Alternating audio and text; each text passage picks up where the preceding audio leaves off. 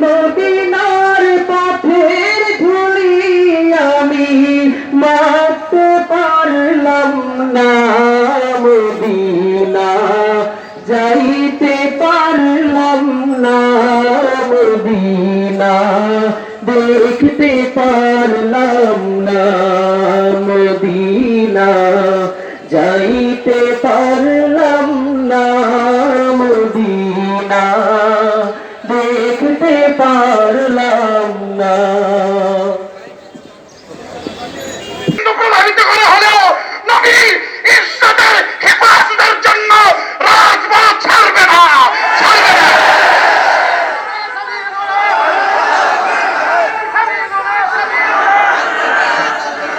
সংগ্রামী সাথী ও বন্ধুগণ, আমরা আজকে দেখতে পাচ্ছি ফ্রান্সের অভিশপ্ত ম্যাক্রো প্রধানমন্ত্রী তার কটূক্তির সঙ্গে আজকে কিছু বেঈমানের গোষ্ঠী, ইসলাম বিদ্বেষী গোষ্ঠী আজকে তার সমর্থনে এগিয়ে এসেছে। ম্যাক্রোর পাশাপাশি ইসলামের বিরুদ্ধে, মহানবী ইজ্জতের বিরুদ্ধে, কোরআনের বিরুদ্ধে যদি সে দুনিয়াও এক হয়ে যায়, দুনিয়ার 200 কোটি মুসলমান মহানবীর ইজ্জতের হেফাজতের জন্য তাদের বিরুদ্ধে জিহাদ ঘোষণা করবে। বর্তমান সরকার এবং রাষ্ট্র পরিচালকদের বুঝতে হবে, আপনারা যদি এদেশের ক্ষমতার গতিতে টিকে থাকতে চান, মুহাম্মাদের পক্ষে, মুহাম্মদুর রাসূলুল্লাহর ইজ্জতের পক্ষে, ইসলাম এবং মুসলমানের পক্ষে আপনাদের অবস্থানকে পরিষ্কার করতে হবে।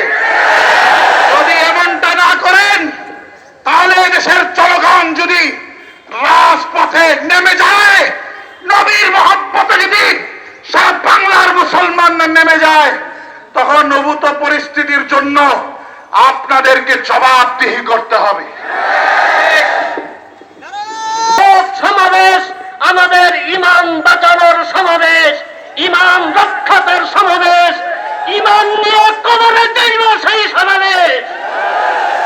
সংগ্রামী সাথী ও বন্ধুগণ, আপনারা জানেন ফ্রান্সের প্রেসিডেন্ট, প্রধানমন্ত্রী আমাদের প্রিয় নবীজিকে অবমাননা করেছে, তার বিরুদ্ধে আজকের সমাবেশ।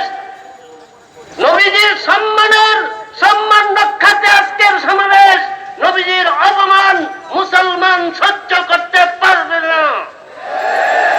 আজকে আমাদের এই সমাবেশ থেকে শপথ নিতে হবে, থেকে তারা যাবি বল, অস্ত্র হাতে নিয়ে চল, সামনে চল, সামনে চল।